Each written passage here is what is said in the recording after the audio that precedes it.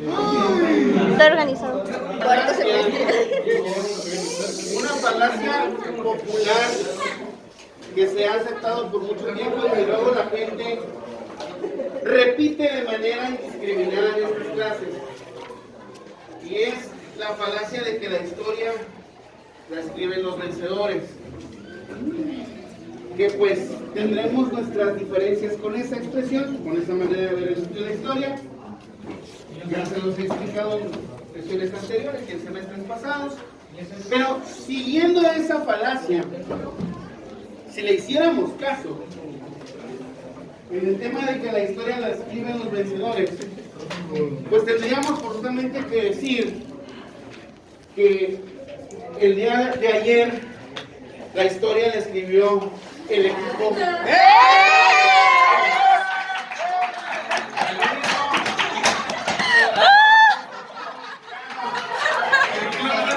Guadalajara, que ni aunque le robaran un gol, hoy no pienso poner faltas. Les voy a tomar lista, pero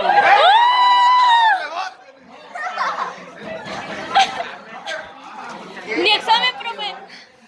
Mira, yo digo que anule el examen al igual que anule. Que exente a Venegas, profe. y es ahí donde uno vuelve a soñar.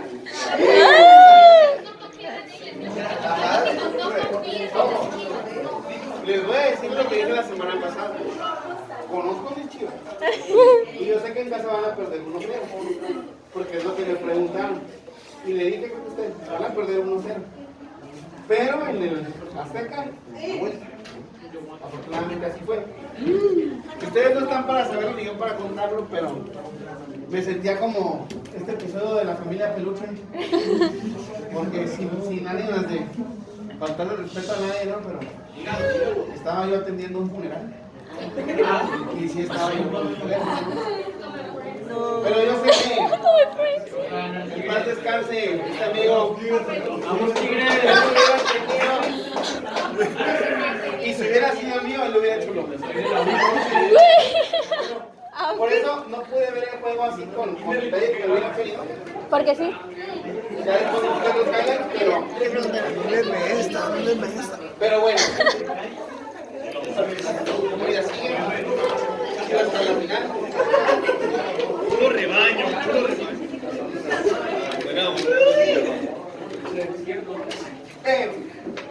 En fin, un examen. No, entonces. ¿Qué digo? ¿Un examen? Ya estaba anotando bien. De hecho, pues. Y mañana No sé, que no lo malinterprete. No, mañana es día de ropa casual.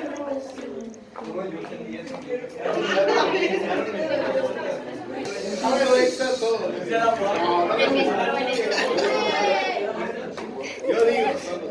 Bien, entonces. Que le suba puntos en la a lectura Venegas. que les mandé nada más hacer la aclaración. Para fines de esta sesión nada más, nos vamos a quedar hasta la parte de la India. Nada más. El resto lo vamos a trabajar como actividad de clase el día miércoles. Entonces, pues, no les voy a mandar texto para el miércoles. Y que ustedes ya ven los trabajos, se los mando. Vamos primero con esta expresión del fin de los imperios. ¿Por qué terminan estando en condición de independientes India, parte de Asia y el resto de África? ¿Cuáles son los factores que influyen en que sean naciones soberanas e independientes? Por las tensiones religiosas y políticas entre las comunidades hindú y musulmanas. Retomando un poquito esta parte de la pregunta, ahorita vamos a enfocarnos estrictamente en la India y las complicaciones que tuvo, pero esto hay que verlo así de manera general, porque estos continentes quedan en condiciones de independencia. Perdón, voy con Jennifer, primero te regreso con usted. Perdón.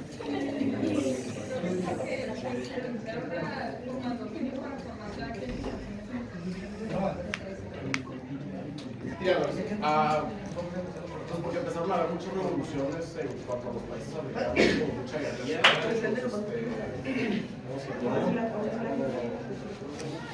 Como líderes de la guerra, o warlords, muchos caciques, la verdad.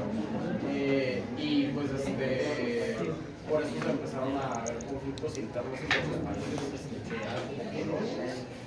y expulsaron poco a poco la influencia estadounidense.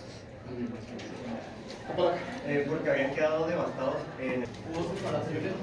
Pues se podría decir que por los estados europeos decidieron dedicarse más a como sus propios territorios, ya que muchos en África querían ya ser independientes y pues ya era mucho pérdida de tiempo, supongo.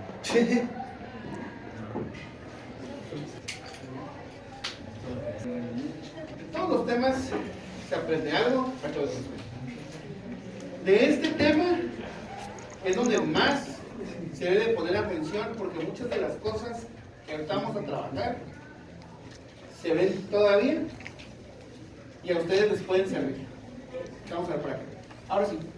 Que también porque hicieron levantarse en armas los países que estaban colonizados. Cuando se habla de la descolonización de Asia y África, siempre está este discurso recalcitrante de que estas potencias, Gran Bretaña y Francia, les concedieron su independencia. Es un discurso condescendiente donde, claro, estamos cambiando la manera de ver el mundo, no tiene nada que ver que no tengamos dinero, que estemos enfocados en la reconstrucción de la Segunda Guerra Mundial, no. Es porque están siendo estos pilares de la democracia, de una transición a gobiernos libres, alineados con ellos, ¿no? Y entonces ellos quedan como pues estas personas protectoras. No es como si no existiera una necesidad del otro lado. Y por ahí señalaba hace rato Tirado, ¿no? Que hablaba de los movimientos de revolución, de estos que en su mayoría fueron violentos, que estuvieron pugnando por tener esa independencia. Quedarnos nada más con esta versión de que el conquistador fue el que se apiadó, pues sería ver la visión del que ganó. Pero cuando la contrastamos con el resto de los hechos, vemos que pues no fue así. Si existe una necesidad, si hay un interés, si hay resistencia y si hay revolución. Y es la que les va a permitir a estos países tener sus propios gobiernos. Y ahí tenemos que impulsar nosotros el nacionalismo, lo que nos define. Pero aparte de eso, sí, Sánchez. O sea, ¿qué pasó lo mismo que con Vietnam y Francia? Que estaban peleando con los que estaban ahí, pero Francia no apoyó a Vietnam. Ok, en este caso la diferencia en esta situación, Damián, consiste en que en la sección de Indochina, en la región de Indochina, sí hubo resistencia del ejército francés por mantener esa influencia. El detalle es que aquí, como ya no pueden, entonces ellos conceden. Pues el discurso sí lo modifica, en la práctica igual. Pero mi pregunta ahora es, aunque sonará feo como la voy a plantear, pero sí es una cuestión voluntaria que la plantea así. Esta gente está en Asia y África, ¿de dónde sacó la ridícula idea de que se merecían un gobierno, de que merecían ser libres y de que tenían que organizarse para luchar?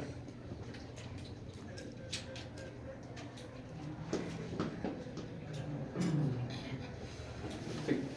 De los propios colonizadores, porque ellos tenían lo que se dice del gobierno y su forma de pensar, bien usada y todo. Bien, O sea, de los mismos colonizadores. ¿Okay? Es correcto, pero hay que desarrollar un poquito más. Sí, Solís. Había unos que se llamaban nacionalistas. No. Sí. Pues con la llegada del avance tecnológico y social, pues llegaron nuevas corrientes filosóficas como el nacionalismo. Y también, pues, muchos gente interna de los países, por ejemplo, como Estados Unidos, se dice que potenció la mayoría de las revoluciones de América Latina.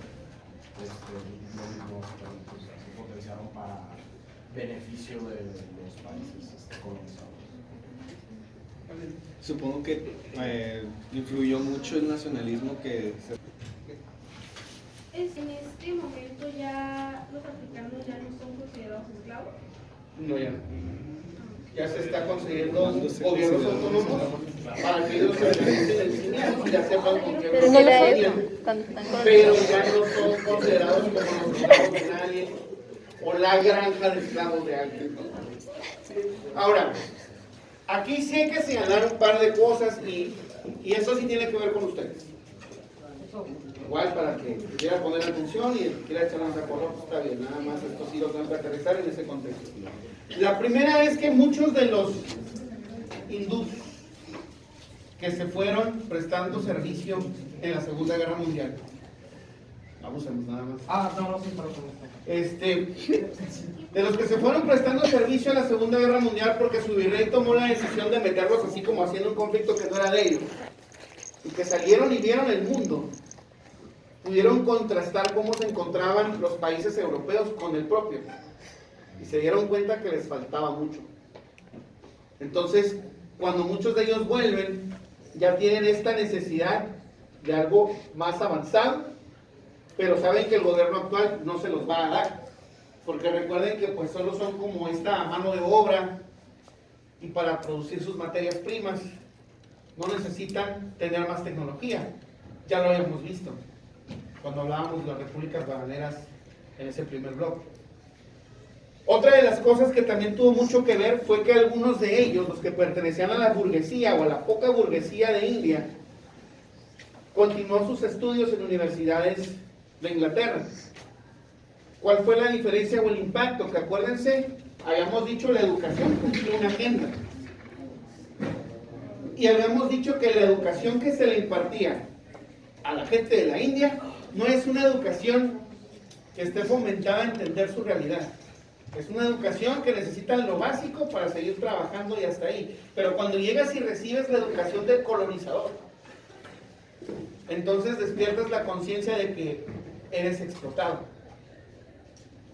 Te das cuenta que tú estás en la parte vulnerable y que aunque tengas dinero allá en tu país de origen, de todos modos no puedes decidir nada.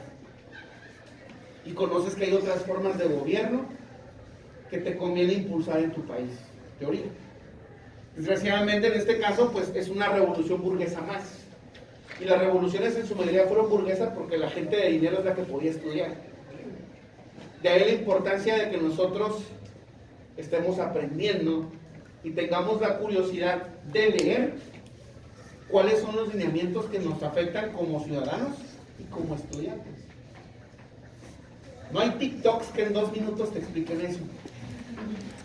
Si ustedes no agarran libros y no entienden cómo funcionan las cosas, pueden publicar 50 tweets de que les caga la cafetería, de que tienen sus diferencias con los guardias, o que la clase de filosofía les aburre, y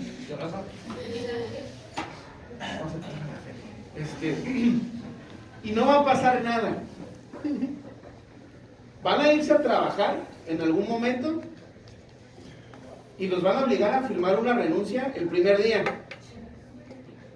Y aunque ustedes sepan que es ilegal, lo van a hacer. Van a tener superiores que probablemente ustedes consideren que son unos imbéciles. Y se van a estar aguantando esas condiciones nefastas de trabajo porque no saben a qué instancia se tiene que ir para que les resuelvan un problema. En el momento que ustedes amenacen con suspender labores para presionar a un patrón y les digan que los van a correr, muchos se van a echar para atrás y nunca se va a arreglar nada porque la gente no quiere saber, no le da el tiempo a informarse y por eso van a estar como están, no porque quieran y porque se lo merezcan, sino porque no hay un interés por saberlo.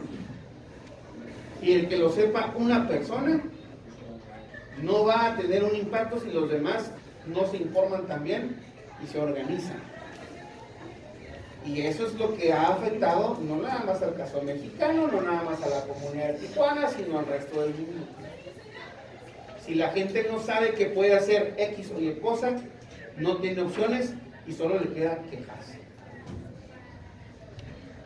Y una cosa son las quejas, bien estructuradas, y acciones que continúen a ellas, a que nada más se queden ahí en un tuit de hace 10 años y no pasó absolutamente nada. Sí. Habla por experiencia, profe. Que traigamos Sí, también hablo por experiencia y también les digo que los van a correr, sí, los van a correr y van a dar problemas con el mundo y los van a reprobar también y no pasa nada. Y los van a pasar en patrulla un buen rato, pero no pasa nada. Son cosas que se van a tener que hacer y tienen que informarse, pero eso tiene que estar en ustedes. Uno cumple con explicarles lo básico, pero ustedes tienen que tener la curiosidad de seguir investigando más. Por eso es importante que lean. Ya sé que hay videos ahí que tienen contenidos, pero son muy cortitos y eso pues no es nada. No es ni una mera introducción. Hay que tener la curiosidad de seguir esos hilos. Si no, pues síganse quejando. A ver qué logran con eso. Pero, volviendo acá. Por eso les decía, estas cosas Mi figura paterna. No son pedradas. Pero volviendo acá. Tenemos el caso de la India. En la India hay una división porque tenemos dos grupos religiosos que están coexistiendo en el mismo lugar. Bueno, coexistiendo entre comillas, porque se matan entre ellos. Que son los musulmanes, que siguen al Islam, y los hindúes, la corriente hinduista. ¿Sí? Cuando la India está buscando su proceso de independencia, tenemos que hablar forzosamente de Mahatma Gandhi. ¿Esto de las religiones era como los negros o los blancos? Parecido, parecido. Tenemos que hablar de Mahatma Gandhi y sí, sabemos que Mahatma Gandhi, así como ustedes, así como yo, era un ser humano con sus vicios y sus virtudes, y que si fuéramos sus biógrafos, señalaríamos que era una cochinada de persona, sí, pero estamos hablando de su obra, para no desviarnos del tema. Si esta clase fuera la biografía de Gandhi, adelante, pero tenemos que hablar del impacto de su obra. Y el impacto consiste en un método distinto de hacer revolución. Ojo, porque eso también es para ustedes, para el que lo quiera cachar, ¿no? Que tiene que ver con el pacifismo. La propuesta de Gandhi, que después retomarán algunos otros activistas como Martin Luther King Jr., es que después de todo lo que se ve en la Segunda Guerra Mundial hay gente que ya está cansada de la muerte, de la sangre y de todo eso, ¿no? Y se cuestiona si hay otras formas de hacer cambios sin necesidad de la violencia. Y entonces se impulsa una corriente pacifista, donde por medio de acciones organizadas, sí pueden generar un cambio. En el caso de Gandhi rescatamos cuáles. Pues después de los 60, ¿no? De Vietnam, que surgieron ahí los movimientos hippie, movimientos pacifistas. Bueno, sí, en los grupos de contracultura sí tiene mucho auge en los 60, pero pues esto lo vemos desde los mediados de los 40, ¿no? Ya cuando se estuvo aplicando en la India. Sí.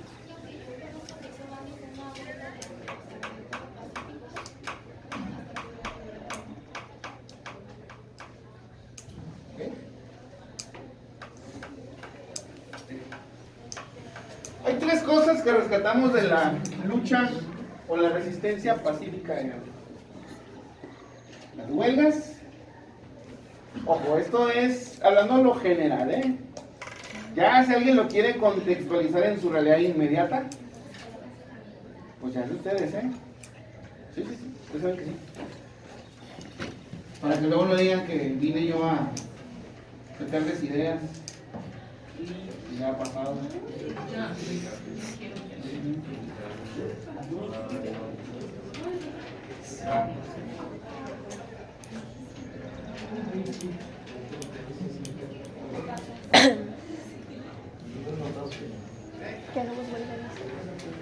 Maneras pacíficas de generar cambios y presionar. Tenemos el recurso de las huelgas, que por derecho en México son legales, aunque les digan que no. La huelga es cuando nosotros detenemos la producción de una industria en aras de exigir Mejores salarios, mejores instalaciones, mejores derechos, vacaciones, prestaciones justas, ¿no? ¿No cree que es muy difícil realizar huelgas porque básicamente cuando se hace una huelga, aunque pongan como de acuerdo muchas personas por el miedo de que, por ejemplo, los despidan o les digan algo, como que siguen yendo al trabajo y no cumplen con, se echan para que no acuerdo? Y ahí es donde entramos a la parte de la lectura.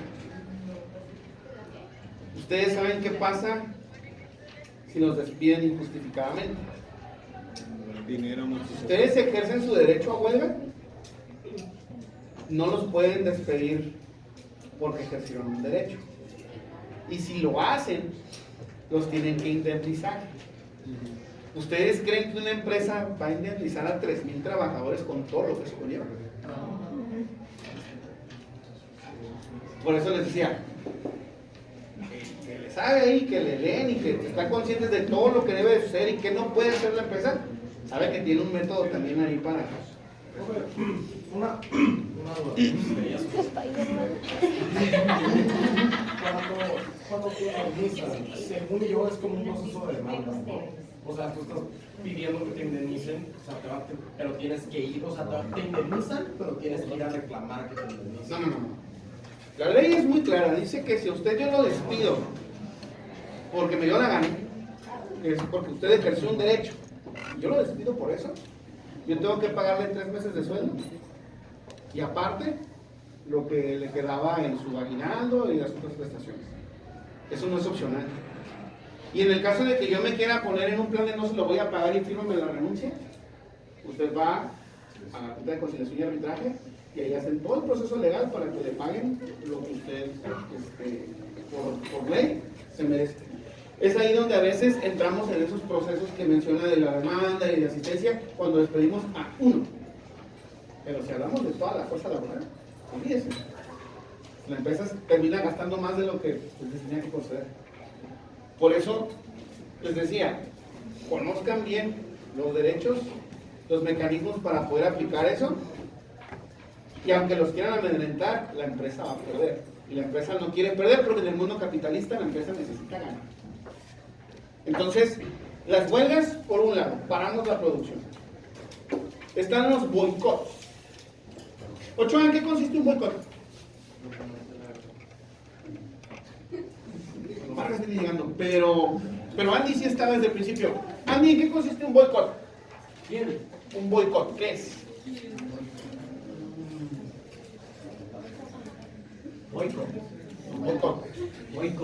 Boicot. Ay, tengo hambre. Con la amargura. Que no puedo comer eso. Afuera. Le va a ayudar la compañera Jimena. Siempre. A ver, desarrollen el punto.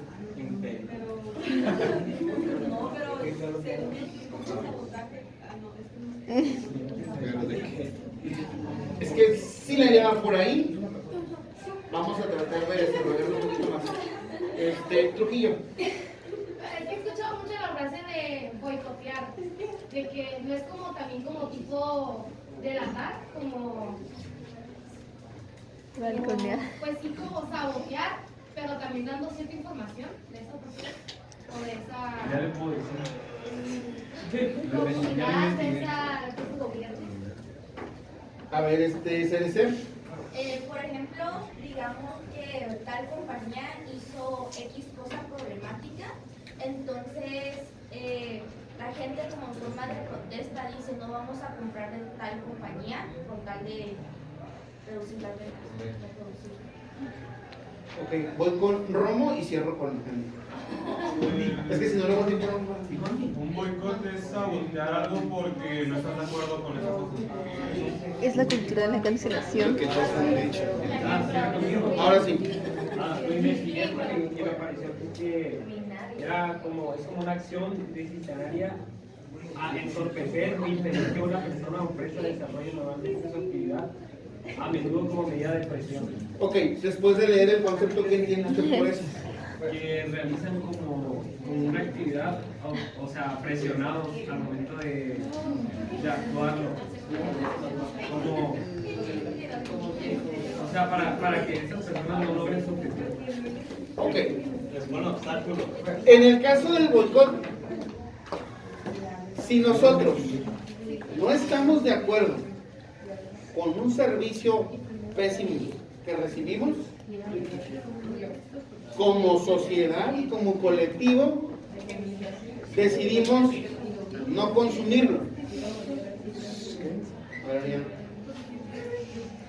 No lo consumimos. Nosotros, al no consumir el servicio o no consumir el producto del colonizador, estamos presionando en su bolsillo. Sí, Ochoa. Bueno, un ejemplo es como cuando pasó lo de que no querían que hubiera animales en los circos, ¿no? Porque los maltrataban. Y que entonces hubo muchas campañas para que la gente dejara de ir a circos. Es un ejemplo. ¿Sí?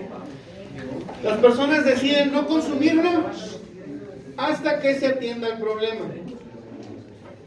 Ustedes, por eso les decía, pueden quejarse y despotricar en contra de quien ustedes quieran, pero si al final del día ustedes siguen consumiendo ahí, a la empresa no le importa y no hace nada. Pero si hay una disciplina y si hay una organización, entonces conforme más pasa el tiempo, más dinero pierden. Y entonces tiene dos opciones: o ceden o quiebran. Y sabemos que la idea de los negocios no es que quiebren, entonces tendrá que doblegarse en algún momento, de lo contrario va a perder dinero todos los días. Como si nadie de la escuela consumiera el gas. Usted lo dijo, no yo. Pero sí, esa es la idea. O sea, se quejan de ahí, pero diario. Pero ahí va por su chocolate. Entonces, eso en cuanto al boicot, ¿qué es lo que hacen? De acuerdo al discurso de Gandhi, pues no consumen en ningún establecimiento británico hasta que atiendan esta necesidad. Y la última tiene que ver con la desobediencia civil. Muy sencillo. La población se pone de acuerdo y las normas que vayan en contra de la población no las obedecen. Planteándolo en un caso así concreto, cuando hablamos del movimiento de los derechos civiles en Estados Unidos en los 60, la convención y la norma decía social que los negros tenían que ceder los lugares del camión a los blancos. Y tenemos el caso de Rosa Parks que dijo, no cede el asiento, y eso es desobediencia civil. No cedió el asiento, fue detenida, pero aún así no acató una norma que iba en contra de sus derechos y derechos civiles. Entonces, ese tipo de medidas también son válidas en una lucha pacífica.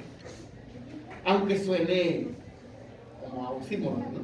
Pero estos elementos van a tener el impacto. India va a tener su independencia y después tendrá que enfrentar otro problema. Ahorita lo vamos a ver. Pero hasta aquí, preguntas. Ok, ahora sí, ya independiente, ¿cuál es el problema que tiene la India?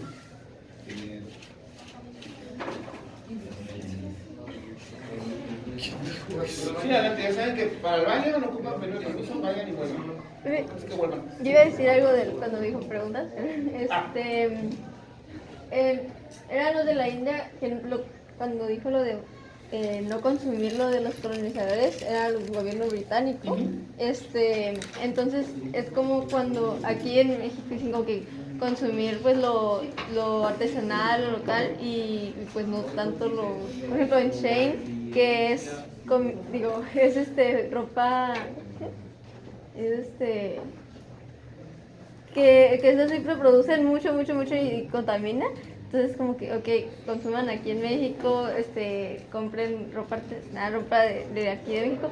Ahí en la India, pues como ya estaban colonizados, no estaban como que puras cosas británicas, o sea, tenían como que también lo artesanal y los pues, mercados locales. y es donde empezaron a consumir.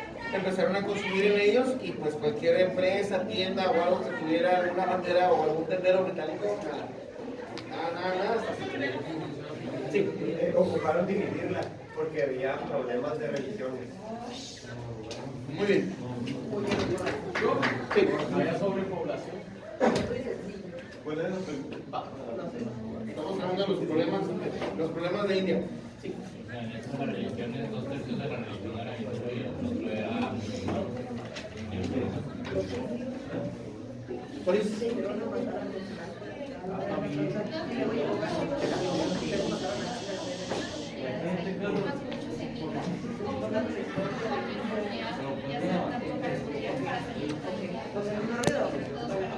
Después de un tiempo sí sería ese el problema.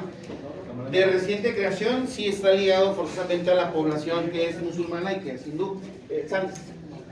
Pues el problema fue, pues, como ya dijeron, las religiones y que se ponían de acuerdo pues para formar esa independencia y pues estar más cómodos y ya, porque aparte también estaban surgiendo problemas mucho más ¿no?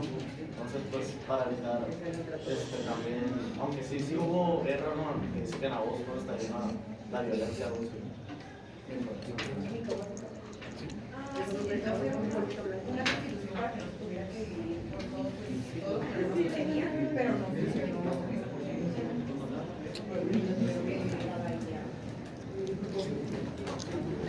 Bueno, esa constitución era para que tuvieran como un estado estable y como mantenerse como bien entre los Entonces mañana pero los ingleses como Casual. ¿Y el miércoles de tu artista favorito? pues Disney. que como no, aún así no profesional. Miércoles Disney. El estrés de las empresas porque no quedara como Día casi. La decisión fue decir, vamos a hacer un estado para musulmanes y vamos a hacer el estado para los indios. Y ya sabemos que la mayor parte de este estado pues la va a ocupar India por la población. Pero cuando se formó Pakistán para los musulmanes, ¿eso acabó con el problema como tal? No. ¿Qué salió mal entonces ahí? Había mucha violencia. ¿Por qué? Porque Está bien, pero ¿por qué? Creo que era porque hice que en el gobierno metieron a 2 integrantes, o sea, que eran musulmanes, pero a uno no le parecía. Y pues esto provocó que hubiera como, ¿cómo se llama? Que el gobierno se volviera interino y hubo una guerra civil en todos, algo así.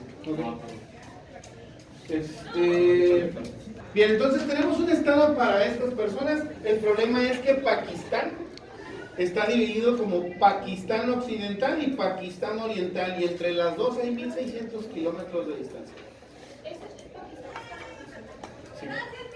Entonces, ¿qué va a pasar? Que las personas que se van a mover a esa parte o que intenten migrar de Pakistán de oriente a occidental tienen que cruzar 1600 kilómetros de territorio hostil y viceversa. Entonces, la violencia no se detuvo. Acuérdense ustedes, ya lo hemos dicho, el hecho de que yo ponga unas líneas imaginarias en un mapa no significa que toda esa población va a ser homogénea, y entonces yo voy a ocasionar que las hostilidades sean más fuertes, porque entonces esta zona se ha decretado completamente musulmana, que ha sido un hindú viviendo aquí, en lugar de permitirle que se vaya, mejor lo mata. Porque así son los conflictos por religión. Sí. Profesor, sacaron como que la idea esa de dividirse norte-sur de Corea del Norte y porque todos los países nos quedan como que separados por así tal cual de que unos sí, los otros no, y que se quedan separados. Ok, es que esta idea de dividir nace de la necesidad de que cada quien tiene derecho a una patria. Si tú no te identificas con un sistema, bueno, pero sí con tu cultura, ahí es donde se viene esta división de norte y sur. Pero en este caso no es que la India se haya dividido en norte y sur, sino que se hizo un país diferente dentro de su territorio, pero este país estaba desconectado, o mejor dicho, no colindaba. Entonces ese fue el problema. Cada quien tuvo su zona de influencia, pero como no estaban juntos, al momento de querer migrar de un lugar a otro, venían los actos de violencia de ambas partes. No es como que uno de ellos fueran víctimas y otros victimarios, o sea, la violencia es recíproca. Esto va a funcionar como India. Es que dentro de todo el territorio de la India decidieron decretar una zona llamada Pakistán. El problema es que terminó siendo Pakistán de Occidente y Pakistán de Oriente, bueno, al revés. Y en medio de ellas dos estaban 1.600 kilómetros de territorio libre. El problema es que cuando quieren migrar de un lado a otro, pues va a haber violencia. Sí. Como que a pesar de todo, como que todavía existía cierto nivel de desconfianza. Así es. Y es entendible.